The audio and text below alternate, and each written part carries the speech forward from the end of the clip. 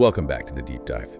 Today we're going to be diving into a tension that I think is pretty central to the 21st century. It's this strange and honestly widening crack between who we really are, our true internal self, and the person we show to the world online. The real self versus the digital self. Exactly. And this is so much deeper than just like editing a photo. It's really about where we put our energy. Right. The core idea we're tracking here is that the real self is, well, it's shrinking, it's collapsing under the weight of reality. Well, the online version just gets bigger and It swells, yeah, like a data cloud.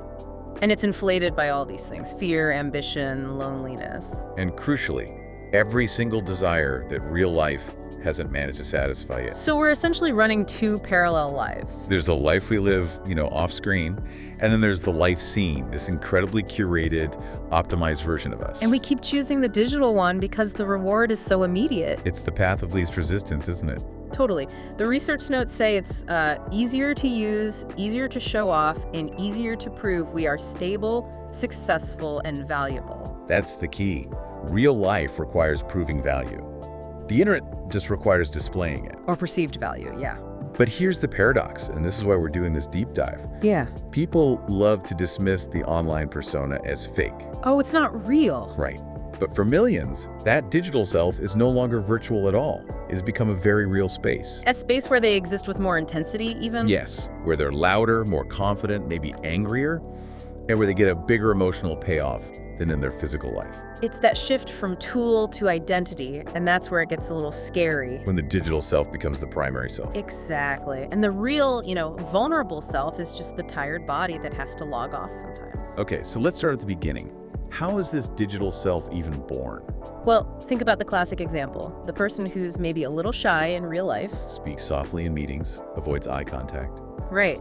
And then online, that same person is just transformed. They're cynical, they're outspoken, maybe even a bit aggressive. A justice warrior. Yeah. Or a sudden expert on everything. The digital world is this immediate refuge for our real-life weaknesses. If you feel scared, you can perform toughness. If you're lonely, you can create a lot of social noise. If you're exhausted and failing, you build this perfect facade of a super productive, got-it-all-together life. It's like instant psychological armor. It lets us live a life that reality just won't permit. And that taps into something so ancient in us. The need to be recognized. Yes. And this is where the modern system is just perfectly designed to exploit that need. Getting real validation in the real world takes so much work. It takes time, actual skill, real risk. But online, recognition can take seconds. One dramatic post, one carefully selected photo. You trade the slow, hard work of reality for quick, cheap attention. Which brings us to that really chilling observation from Camus, right? The mask worn most often will become their real face. Let's unpack that. Why does the mask stick so effectively now? Because we wear it all the time. I mean, in the past, the social mask was for, parties or work. Specific situations. Now you're wearing the digital mask for 8, 10, maybe 12 hours a day. You're constantly feeding that version of yourself with virtual recognition. So if you spend all your time performing this edited, stronger version, that version just takes over. It becomes dominant, yeah.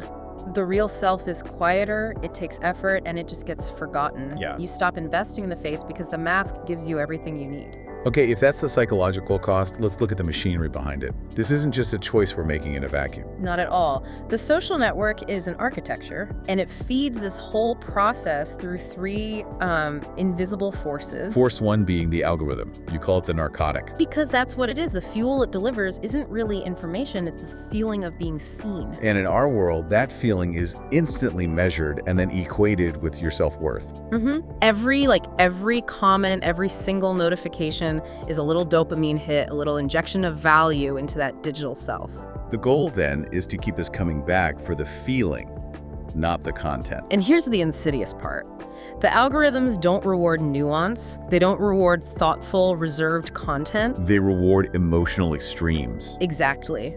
They are literally programmed to push arguments, outrage, drama, because those strong emotions get the most screen time. So if you post something measured and complex, it just dies. But if you post an angry, definitive hot take, it explodes. And that's the real hijacking, isn't it? Yeah. The quiet, sensitive, real self is basically rendered invisible by the system's design. You're forced to adopt the loud megaphone of the digital self just to even be heard. You either get loud and extreme, or you might as well not exist. It suppresses vulnerability. Which leads right into force number 2, comparison, or what we're calling the negative wound. And the key here is the scale, right? Yeah, the scale changes everything. In the physical world, you compare yourself to, 10, 20 people, your neighbors, your colleagues. It's a manageable group. It's grounded in reality. But online, Online, you're comparing yourself to 10,000 perfectly filtered, curated highlight reels in the span of a minute. just scrolling, scrolling, scrolling. And think about that cumulative effect. It's a constant, overwhelming illusion of everyone else's success flashing before your eyes. It shifts your inner voice from, okay, I'm ordinary, like most people too. I am uniquely lacking. It feels like everyone else has figured it out but you. So the digital self has to inflate. It becomes armor against that feeling. Of course. If you feel insecure about your real life, you post more about your perfect vacation or your deep thoughts to protect that quiet, painful, real self. It's the trap Sartre talked about, right? People get trapped in their image like a glass house. Yeah. Beautiful outside, empty inside. That's it. The armor works, but it's hollow. And it prevents any real growth because you can never admit to a crack in the glass. Which brings us to the foundation of it all. Force number 3, the feeling of not enough. This is the root. The entire digital empire is basically built on this one universal, unspoken belief. I am not good enough. And that belief is nurtured by the system. It's amplified by advertising showing us impossible lives, by filtered influencers. By a culture that just demands constant peak performance. The feeling has always been there, of course, but the digital self offers the quickest, easiest patch. It's a temporary anesthetic. You don't have to do the hard work of therapy or building a career. No, you just post 2 deep-sounding lines, pick a few high-contrast photos, and instantly, people believe you're profound or brave. It's a Band-Aid on a massive identity crack. Okay, so that dependency is clear.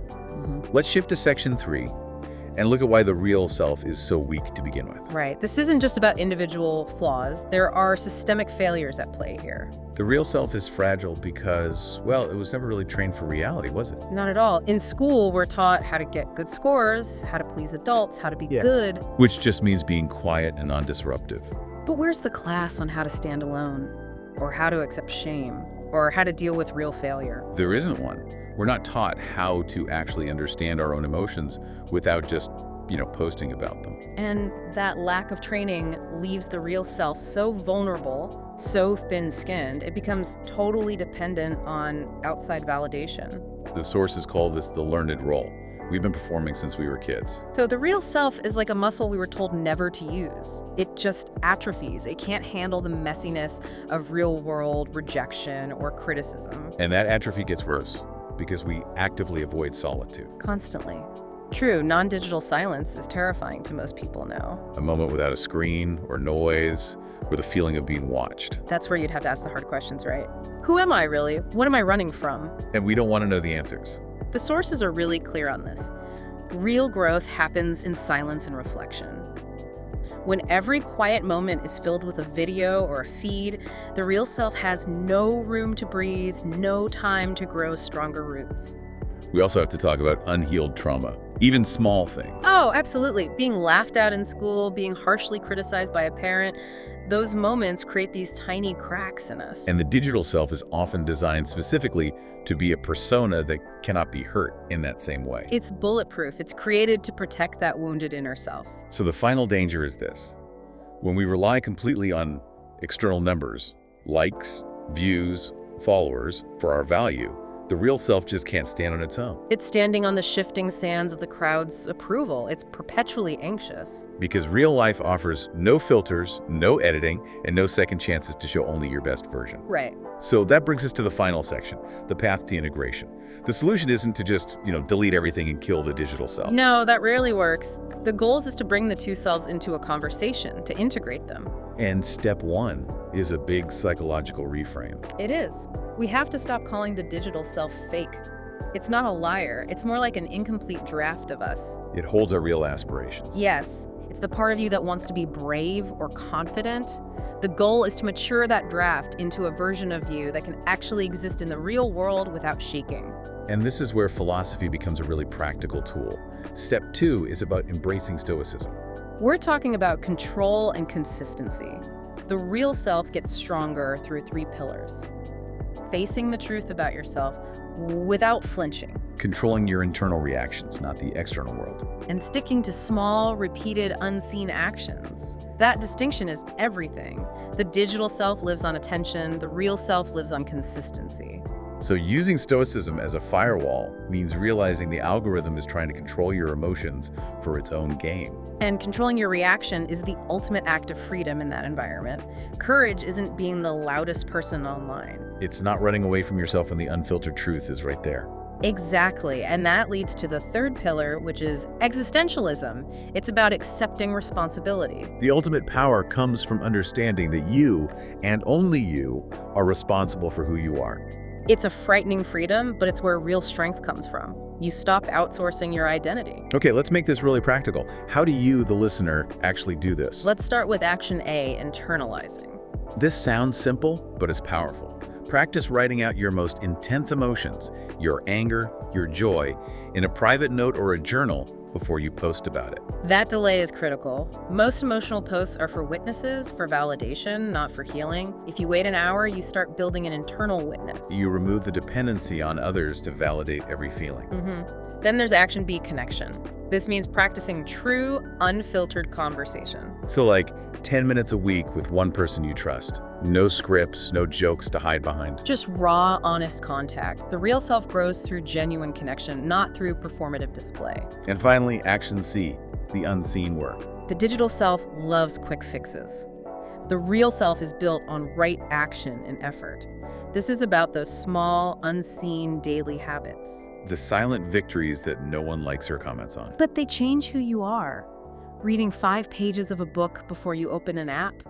Turning off notifications for 2 hours. Going to bed on time. Making a difficult, sincere apology. These actions build real psychological weight. They give the real self something to stand on. The sources suggest a healthy ratio is something like 70% investment in the real self and 30% using the digital self as a tool. The goal is to live a life where experience, silence, and responsibility, the fuel for the real self, outweigh attention, comparison, and reaction, the fuel for the digital self. And when you make that shift, the digital self stops being your identity and finally becomes what it was supposed to be, a tool. It becomes the authentic voice of your true self, not a replacement for it. True strength is quiet. It's built on consistency no one else sees. And a willingness to actually face your own vulnerability. And so, here's the final thought we want to leave you with. True freedom doesn't come from how the world sees you, whether it's thousands of likes or a storm of criticism.